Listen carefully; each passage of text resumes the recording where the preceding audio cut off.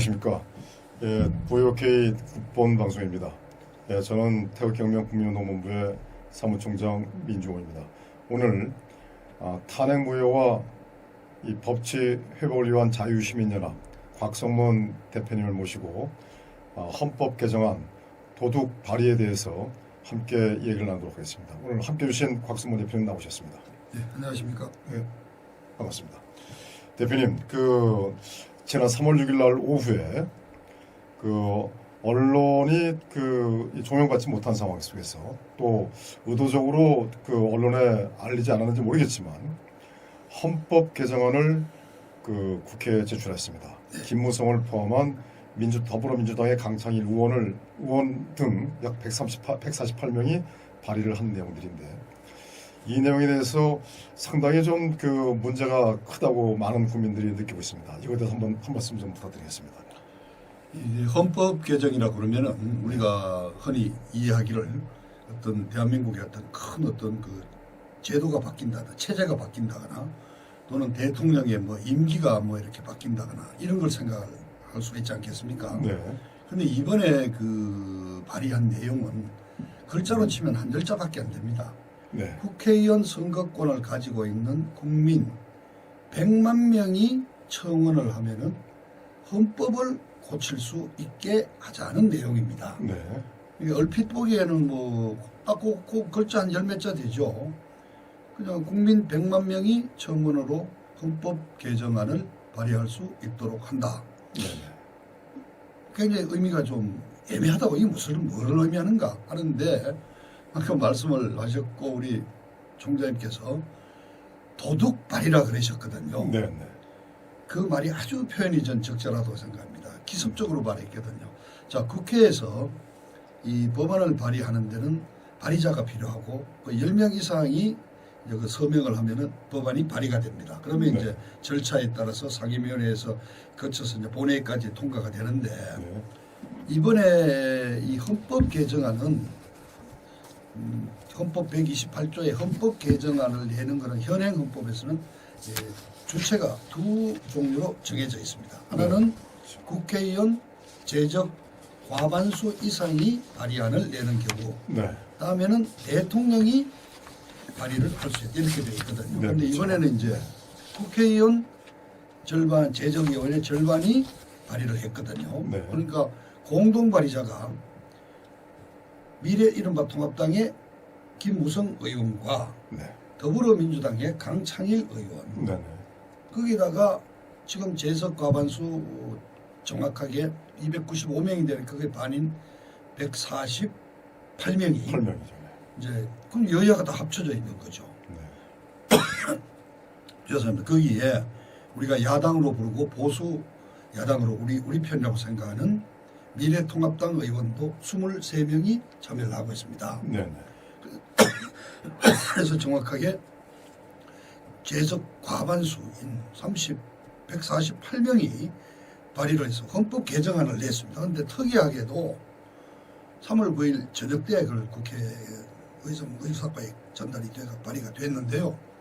그 다음날 아침에 조중동을 비롯한 이른바 보수 언론은 물론이고 한겨레라든가 아마 경향신문 저쪽 좌파 언론도 아마 이 내용을 보도하지 않았을 겁니다. 네, 그렇죠. 유일하게 아시아경제라는 사실은 좀 작은 군소 언론사가 이 내용을 보도했는데, 네.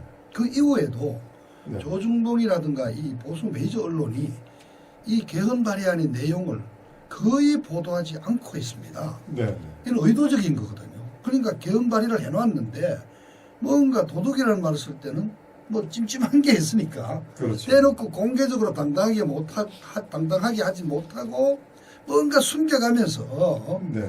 하는 그런 행태로는 아주 우리 총장님께서 도둑발이라는 말로 저는 아주 잘 표현했다고 생각을 합니다. 네. 근데 기본적으로 이 헌법 개정 문제는 이 국민들의 어떤 총의를 모아서 네. 또 이 당사자나뿐만 아니라 이해 당사가 많이 있지 않겠습니까? 네. 더구나 헌법 개정이라는 것은 때에 따라서 대한민국의 정체성을 갖다 이렇게 규정하는 대한민국에서 최고로 중요하고 최고로 말하자면 권위를 갖는 법 체계입니다.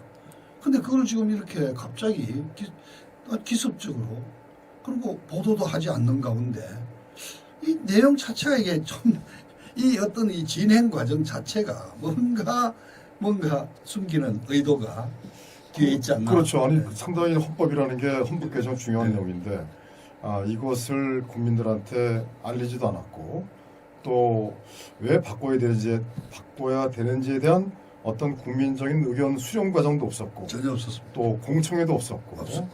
그리고 지들끼리 뭉짝뭉짝 해가지고 네.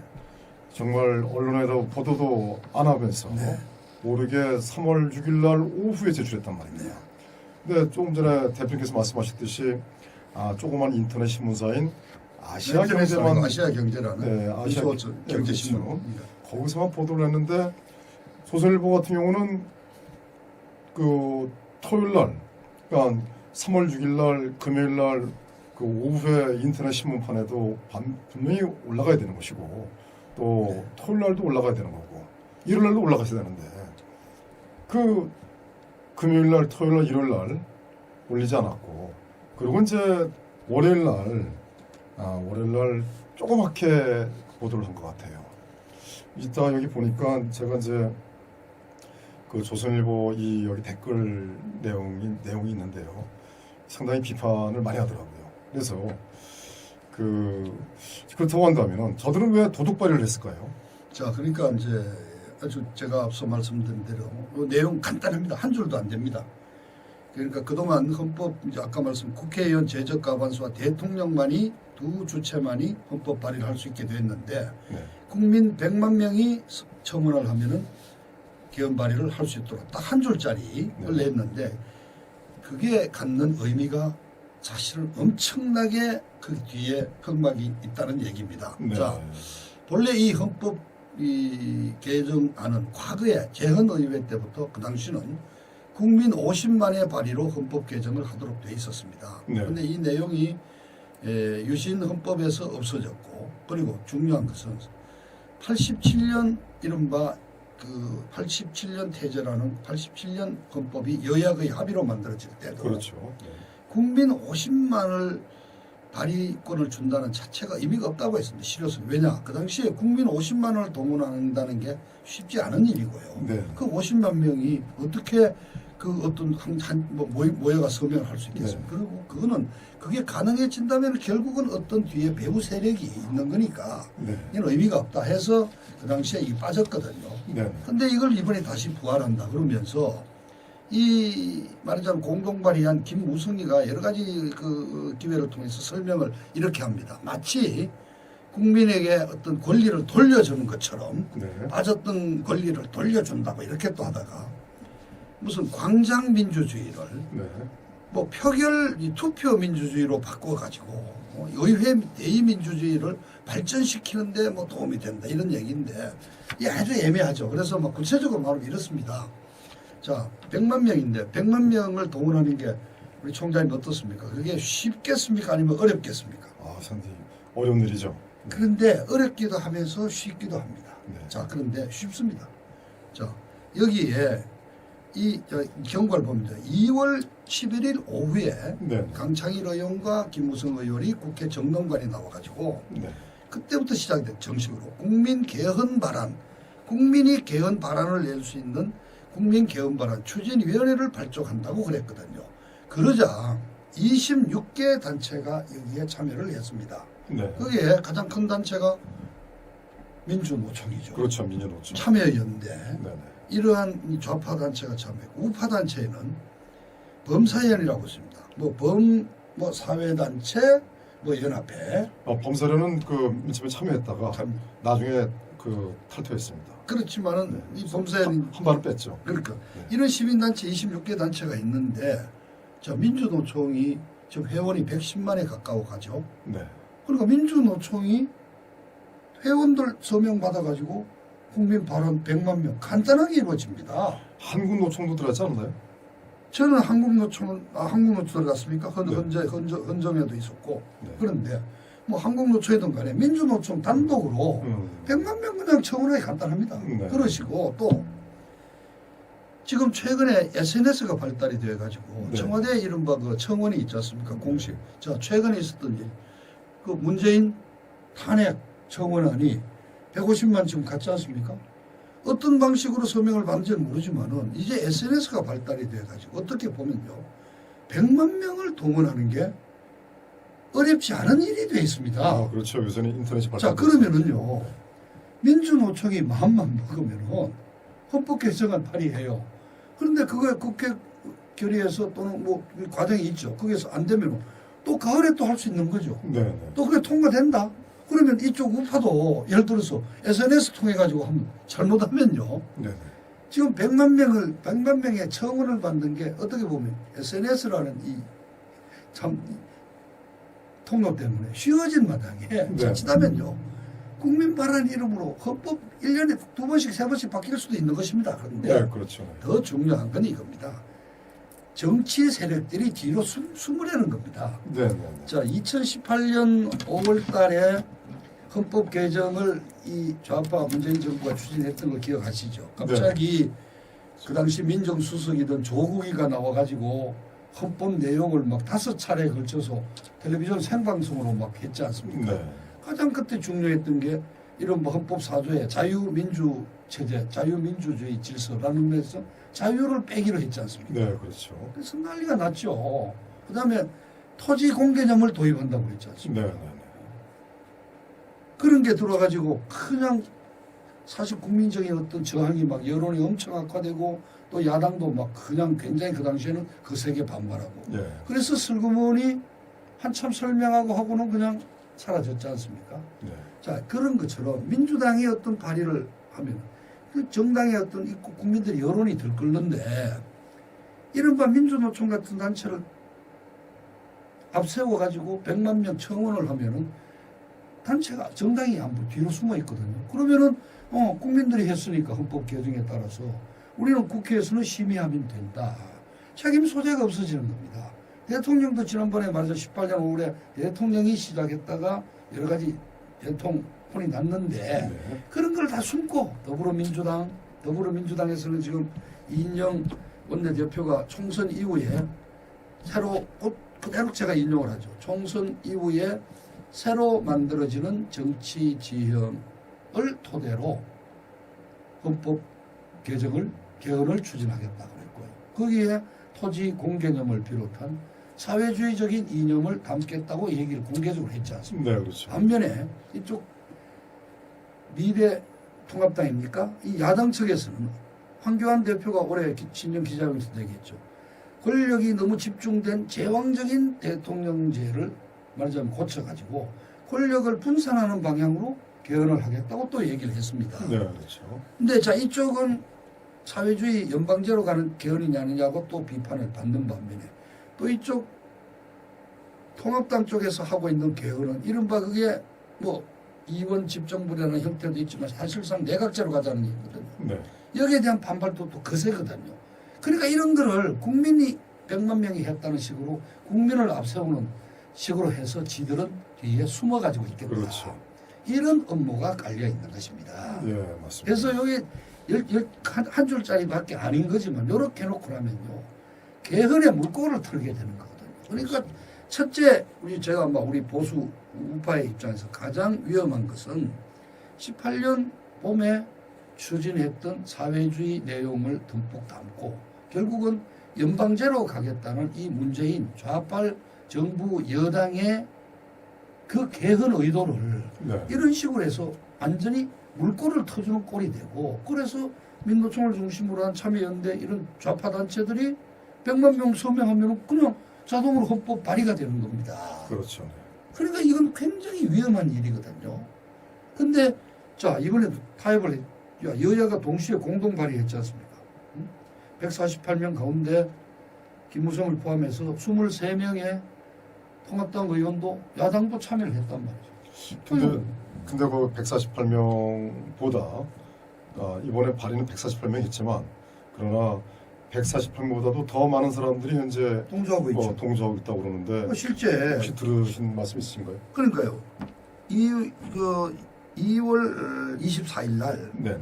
국민 개헌 발안 연대를 해가지고 내용을 공개했습니다. 그때 그 발안에 통합당 의원이 35명이 서명했다고 발표까지 했거든요. 근데 이번에는 23명이잖아요. 네. 그럼 13명은 따로 숨겨놨다는 얘기죠. 아, 예를 들어서 뭐 출마를 해야 될 사람이니까 어떤 여러 가지 여론의 어떤 그런 어떤 비난을 받지 않도록 하기 위해서. 그러니까 지금 200명 목표로 가고 있는 거죠. 그럼 더 나와서 그렇다고 한다면은 그 23명 또 30명 네. 뭐 더 된다고 보는데 그러면 박근혜 대통령 탄핵에 찬성했던 그 이 의원들은 거의 다 찬성한다고 봐야겠죠? 지금 다 들어가 있습니다. 아 그래요? 거의 탄핵에 찬성했던 분들은 다 들어가 있고 네. 그때 탄핵에 반대했던 의원도 일부는 또 들어 있습니다. 아 그래요? 자, 그러니까 네. 자 2016년 12월에요. 국회 탄핵안이 났을 때 어떻게 보면은 대통령 측에서도 탄핵 처리를 해달라고 했거든요. 왜냐하면 그 당시에 최소한 18명 내지 19명인가가 이 야당에서 그 당시는 새누리당이죠. 네. 새누리당에서 당론을 어기고 저쪽 민주당 쪽 개헌안 좀 말하자면 탄핵에 찬성을 해야 되는데 그렇죠. 과연 그렇게 18명이 이렇게 말하자면 이렇게 고무신을 바꿔 신는 게 쉽겠느냐 공개가 될 건데 그런데 그래서 탄핵은 아마 통과가 어렵지 않겠냐고 생각했지만 자 결과는 어떻게 됐습니까? 오히려 62명이 달라 들어가지고 네. 탄핵을 그냥 대통령을 대한민국에서 처음으로 헌정사상 최초의 우리 여성 대통령을 탄핵을 시켰지 않습니까? 네. 그러니까 거의 그래서 지금 탄핵 세력들이 다 이거 발의에 서명하고 있고 네. 또 참여하고 있고 그렇게 해서 저는 오늘 이 문제를 바로 분석해보겠다고 파헤쳐보겠다고 우리 총장님께서 하신 의도를 제가 충분히 이해합니다. 자, 그래서 간단하게 얘기하면은 네. 두 번째 탄핵입니다. 그렇죠. 대통령에 대한 탄핵에 이어 제2라운드 탄핵이고 또 좀 더 정확하게 얘기하면은 그 당시 2016년 12월에 박근혜 대통령을 탄핵했던 그 의도, 그 목적이 이번 이런 개헌을 통해서 말이죠. 그래서 탄핵의 완결판입니다, 이게. 탄핵의 종착점이 바로 이러한 원포인트라는 이름을 빌려서 하는 개헌 내용이라 저는 이렇게 감히 지적을 합니다. 이번에 김무성을 포함한 강창일 의원 약 148명이 그 헌법 개정안을 발의를 하면서 아까도 말씀드렸지만 공청회 등 어떤 국민의 의견을 수렴하는 그렇습니다. 과정이 하나도 없었습니다. 예. 보통 경우는 뭐 그런 공청회라든가 아주 뭐 토론회도 거치고 뭐 그래서 수정도 되고 국민 그렇죠. 의견도 받고 이렇거든요. 네. 근데 네. 그런 절차가 이제 그 보면은 이 공고를 20일 이상 하도록 돼 있거든요. 그 네. 20일 이상 하도록 한 게 아니라 87년에도 몇 달을 했죠. 몇 달을 해서 그 공청회라는 거 이런 걸 수렴을 하고 있는데 여러 뭐 수백 종의 헌법 개정 내용도 받아들이고 국민 네. 의견을 이번에는 그냥 싹 모여가지고 자기들끼리 뭐 설문이 내고 그것도 눈치 봐서 딱 정확하게 과반수가 되는 148명만 내고 나머지 의원은 또 숨겨놓고 네. 네. 그리고 주요 메이저 언론은 그 내용을 국민에게 보고하지 않고 네. 네. 그러니까 아주 이게 은밀하게 기습적으로 마치 도둑질하듯이 그렇다고 한다면은 개정하니까. 그 현재 예전에 그러니까 2017년도 박근혜 대통령 탄핵을 할 당시에 그러니까 2010년서부터 탄핵 과정에서 네. 또 2017년 3월 10일 탄핵 그 당일날까지 물론 그 이유도 마찬가지지만 그러면 이 어떻게 보면은 조준동을 포함한 어떤 신문 권력과 그 다음에 KBS, MBC, SBS 등 공중파 또 TV조선과 뭐 그 채널 A 등 종편 이들이 전부 다 한 통속으로 움직인다고 봐야 되나요? 그렇습니다. 그러니까 뭔가 거대한 그래서 제가 말씀드렸잖아요. 16년 시작돼서 박근혜 대통령을 탄핵했던 그 탄핵 세력의 동맹 세력이 다시 지금 결집을 해가지고 또 동맹군을 결성해서 그래서 제2의 두 번째 탄핵이라고 제가 말씀드렸습니다. 그렇다고 한다면 이들이 원하는 목적이 가고자 하는 목적이 어딜까요? 그러니까 말씀드렸잖아요. 네. 자 그렇게 해서 자 이번에 이제 물론 절차가 남아 있습니다. 국회 표결 절차가 있고 그 네. 절차는 바로 이제 다음에 얘기를 해야 되는데 그 다음에 국민 사회 4.15 총선급 국회의원 뽑는 총선인데 그게 이 안을 붙이겠다는 거 아닙니까? 그래서 예, 거기에서도 그렇죠. 또 부결이 될 수도 있고 가결이 될 수도 있죠. 있는데 가결이 된다고 본다면은 4.15 총선 이후에 새로 구성되는 21대 국회에서 개헌을 해치우겠다는 겁니다. 네. 근데 그 목적은 여당인 더불어민주당 쪽에서는 사회주의 내용을 담아가지고 낮은 단계의 연방제로 가는 개헌을 하겠다는 것이고 네. 이쪽 보수 우파 쪽에서는 대통령 권한을 분산시키는 사실상의 내각제로 가는 형태의 개헌을 하겠다는 것입니다. 그런데 자, 여러 가지 경우의 수에 따로따로 예를 들어서 총선 결과에 따라서 더불어민주당이 압도적인 어떤 제1당이 된다면은 아마 사회주의 개헌을 추진을 하겠죠. 네. 그 반면에 이 또 통합당 야당 측이 또 과반수 이상이 돼 가지고 주도를 한다면은 내각제를 추진을 하겠죠. 그런데 이 두 개가 이번에 발의도 여야가 합의해서 내는 것처럼 그 2016년에 박근혜 대통령 국회 탄핵에서 여야가 합쳤지 않습니까? 좌파 우파가 그 탄핵 동맹 세력이라는 말을 잘 쓰는데 그 동맹 세력이 이번에 같이 냈거든요. 그러니까 이 사회주의 연방제 개헌과 내각제 개헌이 21대 국회에서 합쳐질 수가 있는 거죠.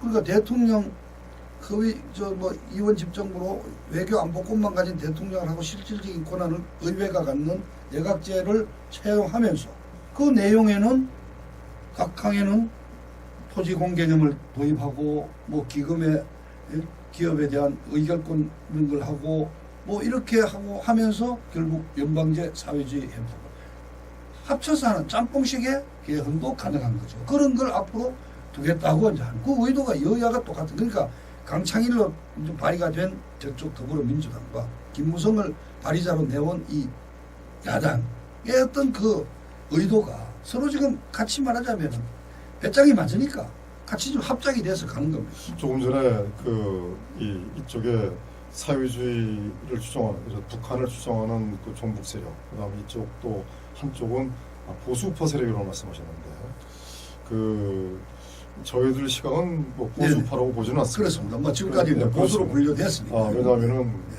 2017년도 그 오후 대선을 기점으로 해서 탄핵 과정은 뭐 나중에 말씀드린다 하더라도 뭐 여기서 논의를 하고 2017년도 오후 대선 그 시점서부터 문재인 세력이 정권을 잡고 그 다음에 지금까지 문재인이가 이 대한민국을 어떻게 보면은 이 망국의 이 구렁텅이로 끌고 가고 있지 않습니까?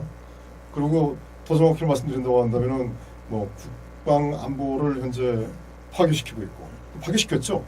그 다음에 그 경제를 붕괴시켰고, 그다음에 민생 파탄을 시켰고, 또 지금은 중국 폐렴이 현재 완전히 창궐해가지고 지금 대한민국 국민들이 상당히 불안해하고 경제도 현재 상당히 이제 앞으로 내다보지 못할 정도로 오늘 뭐 증시가 폭락이 돼가지고 뭐 폭락이라고 표현하는 거 있지만 이 투매 현상이 발생하니까 사이드카까지 발동됐다고 한답니다.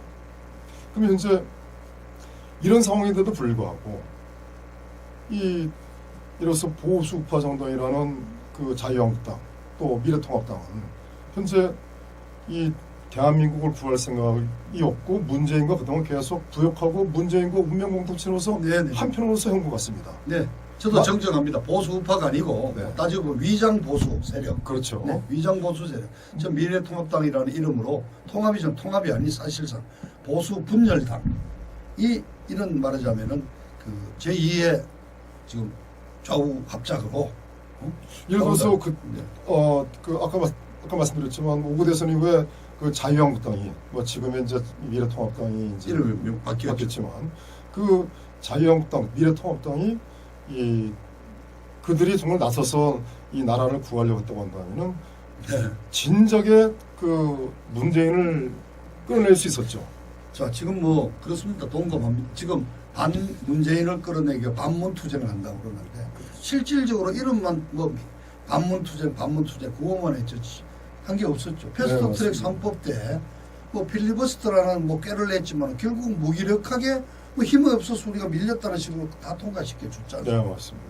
그러니까 이번에도 결국은 그래서 저도 강조합니다만 두 번째 탄핵이 시작되고 있고 이게 바로 박근혜 대통령을 그 당시에 탄핵하고 쫓아냈던 본래의 의도가 이제 드러났다. 그래서 이게 탄핵의 완결 어떤 결정판이다. 이렇게 제가 말씀을 드립니다. 자, 그러면요. 이제 이 나라가 이 자유민주주의 체제에서 어떻게 보면은 이제 정체성이 바뀌는 쪽으로 갈 가능성이 높다고 판단하시는 거죠. 가능성이 있는 거죠. 그러니까 이번 4.15 총선에서 연동형 비례대표제를 한다거나 뭐 여러 가지 어떤 그런 기획을 해가지고 저쪽 더불어민주당이 했던 의도가 바로 그것 때문 아니겠습니까? 그래서 더불어민주당 플러스 이른바 그 당시에 1+4 했던 지금은 민생당이 이름으로 모였습니다. 그쪽이 거의 3분의 2선에 육박하는 정도의 아주 압도적인 다수 의석을 얻으면은 뭐 그거는 뭐 아예 공분을 했지 않습니까? 원내대표라는 자가 선거 이후에 사유주의 공개념을 도입하면 개헌하겠다고 아니 공개적으로 발표를 했지 않습니까? 가는 거죠. 그러니까 이번 4.15 총선이 또 중요한 의미가 하나 더 있는 거죠.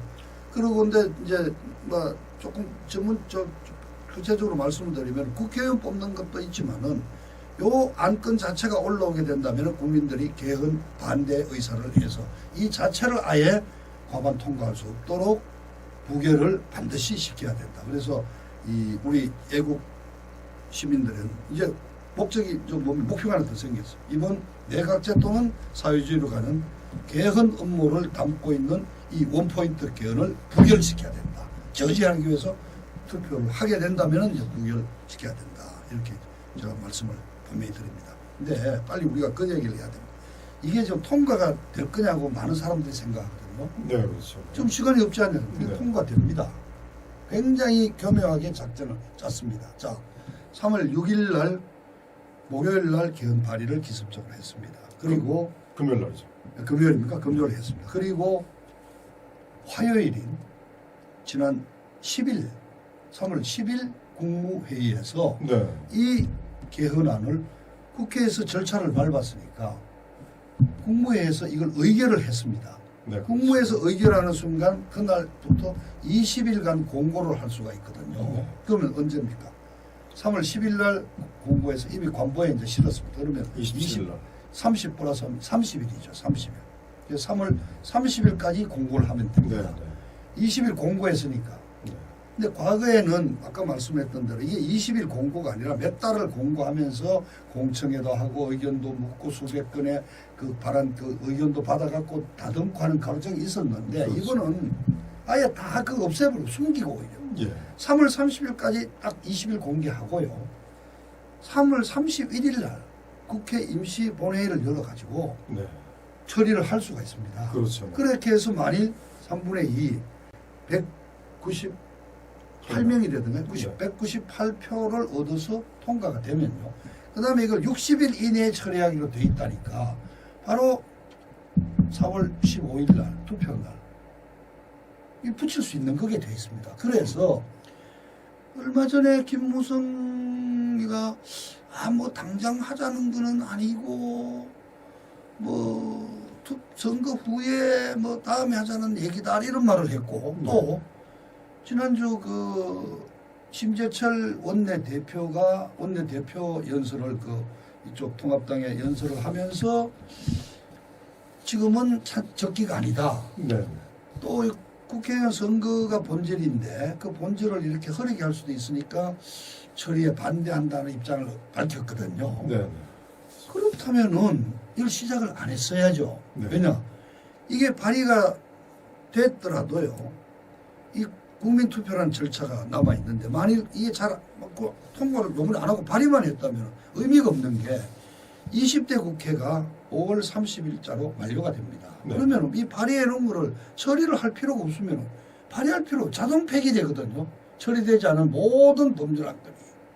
그럼 폐기될 수도 지금 당장 안 하겠다면은 폐기될 운명에 처한 발의를 굳이 이 시점에 할 필요가 없는 거거든요. 그렇고 국무회의에서도 의결까지 했지 않습니까? 시간에 맞춰서 했다면 저는 이번 기회에 자 우선 총선거 국회의원 선거한다고 국민들이 정신이 빠진다가 지금 중국발 우한 바이러스 때문에 또 나라가 완전히 뭐 국민들의 정상적인 생활이 일상생활이 완전히 뒤죽박죽이 되어 있는 요 틈을 타가지고 20일 공고해서 30일까지 공고하고 31일 날 국회 표결하면은 바로 붙일 수가 있습니다. 그리고 그 짧은 기간 동안에 또 우리 국민들은 국민의 기본권 권리가 하나 늘었다. 헌법 개정할 수 있는 권한을 국민에게 돌려줬다. 이런 식으로 또 감언 이설을 하고 하면은 또 대깨문들이 있지 않습니까? 대깨문들이 대가리가 깨져도 뭐 문재인 지지한다는 이 대깨문들 이쪽 세력들 또 특정 지역이 있지 않습니까? 이렇게 하면은 저는 이 국민투표 형식을 4.15 선거에서 이건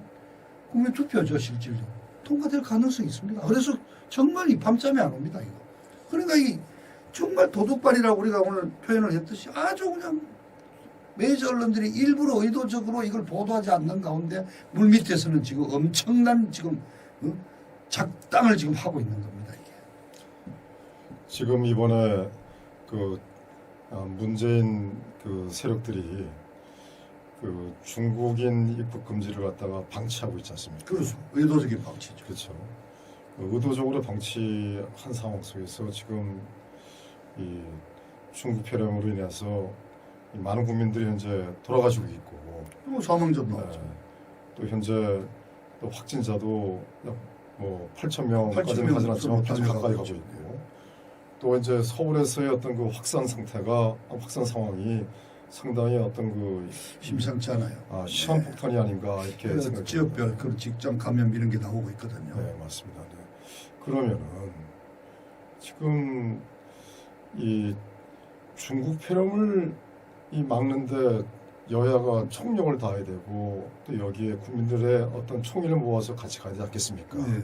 근데 여기에 그 헌법 개정안을 몰래 발의를 네. 했다는 것은 저들이 뭔가 숨기는 목적, 당당하지 못하는 그런 게 있다고 저희들 봅니다. 자, 그렇다고 한다면은 아까도 말씀을 대표께서 말씀하셨지만 그렇다고 한다면 그 이 여야 세력, 예로서 여야라고 여당과 야당이라고 한다면은 이 정치 세력 구분을 하기 위해서 표현만 뭐 여당 야당이라고 네, 이렇게 여야죠. 네. 그 해야 될 것 같습니다. 사실은 실질적으로 같은 편인데 한 편이고 운명 공동체인데 국민을 갖다가 기만하기 위해서 여당이다 야당이다 이렇게 표현하는 거 아니겠습니까? 예전에 안 그랬었지만 요새는 그런 것 같습니다. 네, 네, 맞습니다. 근데 그러면 저들이 이제 지금 가만히 보면은 아무래도 중국과는 상당히 가까운 것 같아요. 네. 전체적으로 이 나라를 이 친중 쪽으로 끌고 가는 것 같고 또 북한과는 또 아주 막역하게 이런 그 정말 애틋한 그런 그 감정을 갖고 있는 그런 것 같은데 만약 그 길로 간다면은 대한민국은 어떤 상황이 될 것 같습니까? 그냥 가는 거죠. 대한민국 망하는 거죠. 자유민주 체제는 없어지는 겁니다. 예. 친중 사회주의 국가로 가는 연방 통일하고 쉽게 말하면 북한에 의한 적화 통일이 이루어지는 거죠. 예.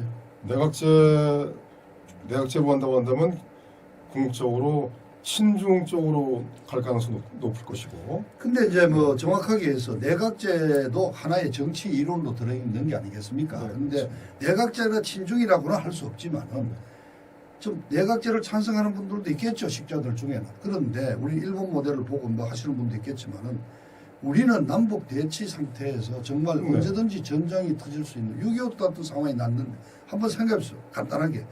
내각제를 그 당시에 채택했다면 과연 6.25 남침 때 우리가 신속하게 항전을 하고 할 수 있는 결정이 나왔겠습니까? 쉽지 여야가 토론해갖고 전쟁할까 말까를 토론을 해야 되는데 그런 문제가 있죠. 그래서 지금 우리 같은 이런 대치 상태에서 지금 한반도 이 정세 상황에서 의사결정이 그렇게 지체되고 분열될 수 있는 의원 내각제가 적합하지 않다는 게 있고 두 번째로 이제 친중 얘기를 하시면 맞습니다.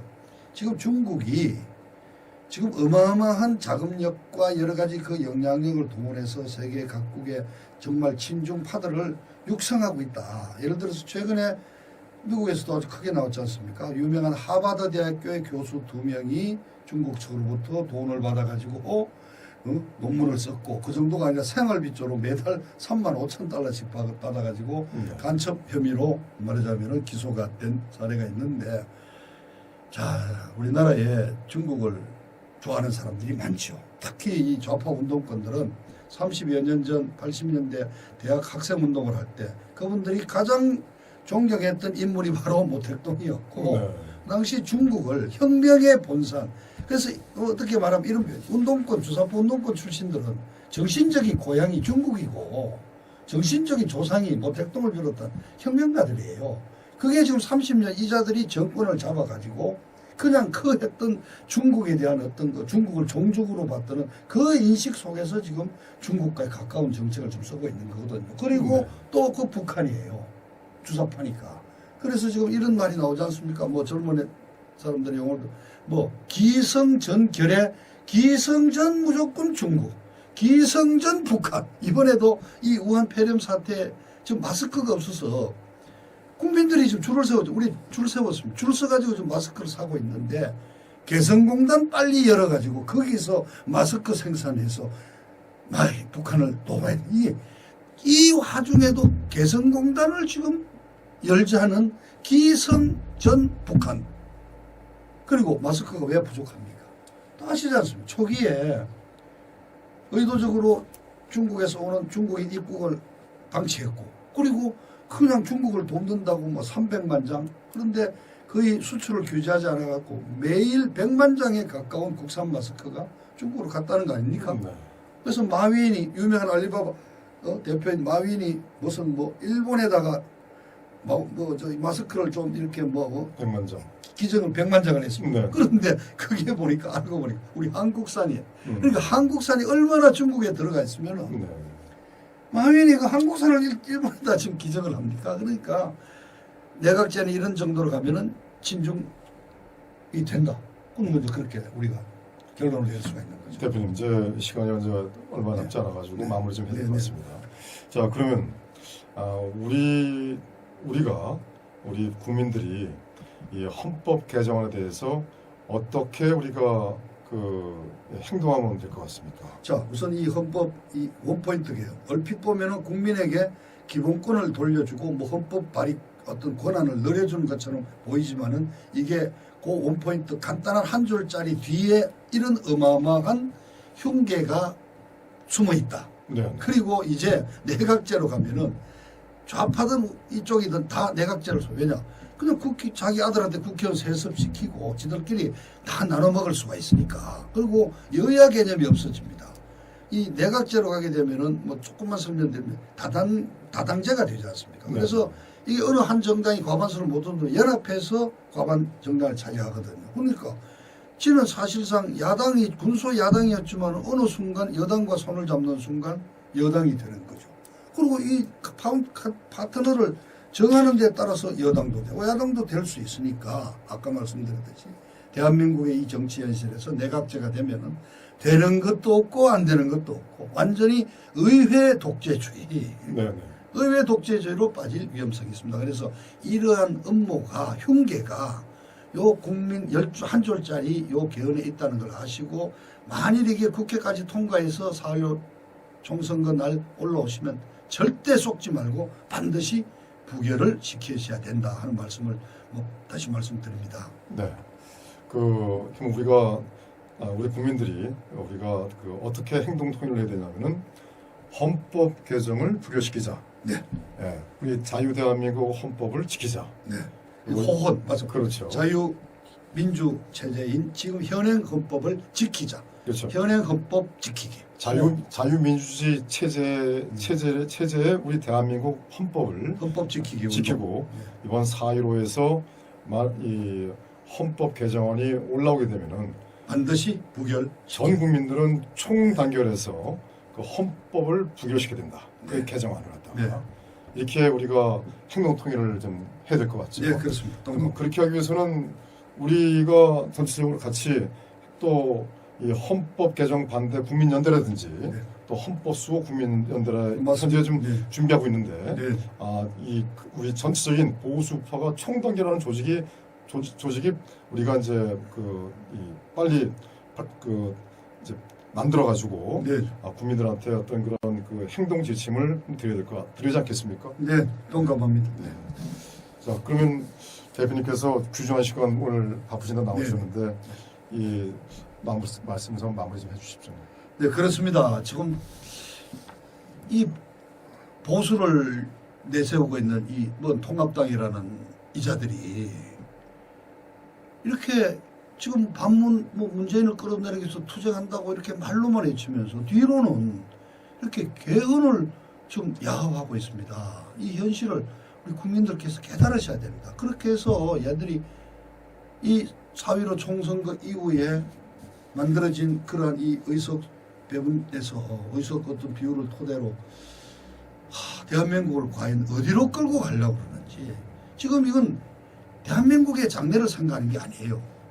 이쪽 세력은 내각제 개헌으로 가서 어떻게 보면은 배지 달고 자식들에게도 세습시키면서 자기 이권 챙기는 의회 독재를 갖다 원하고 있고, 또 이자들은 과반수가 되면 이제 정말 우리가 원했던 대로 북한 돕고 중국을 받들어 모시는 사회주의 체계를 한번 만들어 보겠다고 이제 시작할 겁니다. 그래서 이 국민 발안이라는 요 원포인트 개헌이 어마어마한 무서운 음모와 그 비밀을 담고 있는 흉계다 하는 걸 인식하시고, 만이라도 올라오시면 무조건 반드시 결사적으로 이건 반대해서 부여를 시키도록 해주시기를 정말 부탁을 간곡히 드립니다. 정말 감사드리고요. 아까 약속드린 조선일보의 이 답글을, 그러니까 댓글 하나만 소개시켜드리고 정리하겠습니다. 이 3월 9일날, 9일날 이제 인터넷 올라온 내용인데요. 국민발안 개헌안 여야 148명 발의. 여기에 이제 그 댓글이 어떻게 댓글이 많은데 그 중에 하나만 좀 소개시켜드리겠습니다.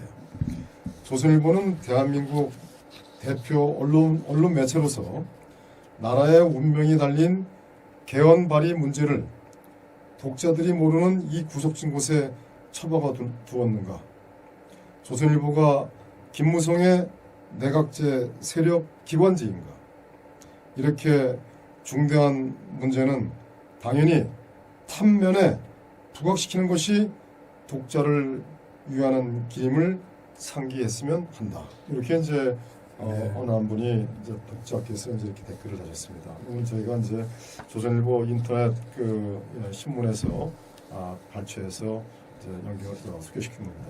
자, 국민 여러분, 오늘 이 김무성, 강창일 등 국회의원 148명이 대한민국 헌법 개정안을 발의한 것에 대해서 저희들은 도둑발이라고 표현을 했습니다. 마찬가지로 이들은 이 당당하고 정당하게 국민들의 총의를 모으고 의견 수렴 과정을 거치지 않고 자기들이 국민 모르게 하는 목적이 분명히 이 대표님께서 말씀을 하셨고, 우리는 반드시 개정안을 막아야 된다고 저는 판단합니다. 오늘 바쁘신 시간에도 함께해 주신 우리 대표님께 진심으로 감사드리고요. 그 다음에 우리 우한 편압, 중국 편압 때문에 불안해하시고 또 경제가 상당히 이 어려운 상황으로 달려가고 있는 이런 상황 속에서 전국 상황도 많이 어렵고 또 나라의 한 치 앞도 내다보지 못하는 이런 상황 속에서 많은 어려움을 느끼고 있는 국민 여러분께 정말 희망과 용기를 드려야 될 것 같습니다. 그러나 우리가 이 희망과 용기를 갖고서 반드시 문재인 세력과 또 김무성 세력들이 추진하고 있는 헌법 개정을 막아야 될 것 같습니다. 정말 감사드리고 고맙습니다. 편한 마음 되십시오. 제18대 대통령에 당선된 박근혜 대통령은 51.6%인 1,500만여 표로 대한민국의 최초 여성 대통령이 되셨습니다. 부친 박정희 대통령의 정신을 가지고 대한민국과 결혼했다고 하는 그는 오직 대한민국만을 바라보고 국정을 해오던 중 온갖 불의한 세력들에 의해 탄핵이라는 어처구니 없는 불행한 사태를 맞아 지난 2017년 3월 31일 서울구치소에 수감되어 지금까지 옥살이를 하고 있습니다. 시간이 지나면서 박근혜 대통령의 결백이 알려지고 있는 가운데 분노하고 있지만 정작 박근혜 대통령께서는 구치소 안에서 홀로 꿋꿋이 투쟁을 하며 3년, 30년, 300년을 구형하던 불의한 재판에 타협하지 않고 계십니다. 박근혜 대통령의 존재가 정의와 자유를 사랑하는 정의로운 국민들의 희망일 것입니다. 하지만 오랜 기간 동안 구치소 생활 가운데 정신은 강할지라도 육신은 쇠약해져 계실 것입니다. 이에 여러 국민들의 도움이 절실히 필요합니다.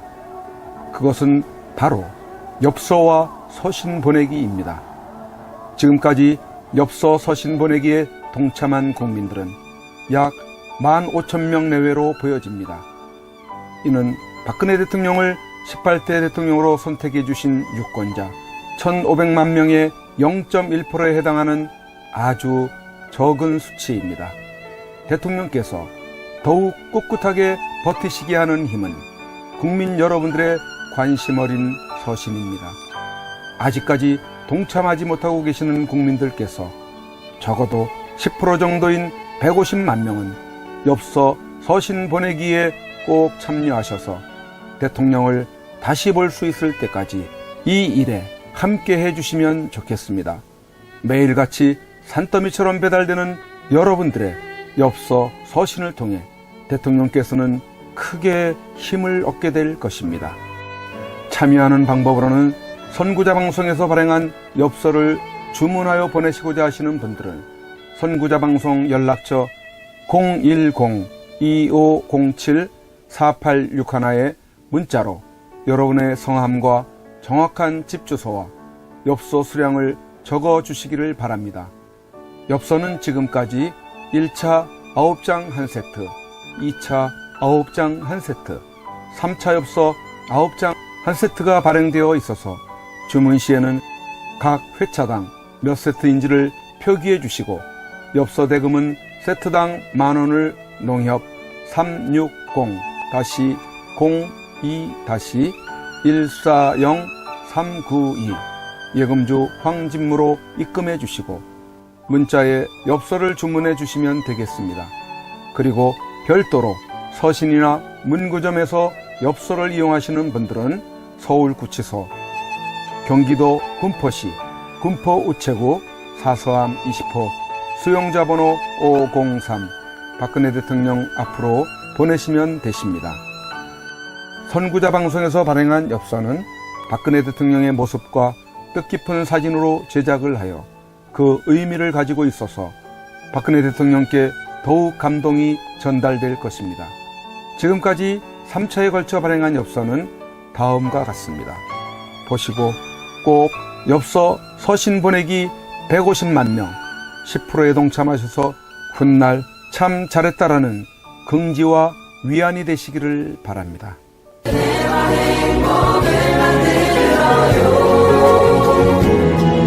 우리가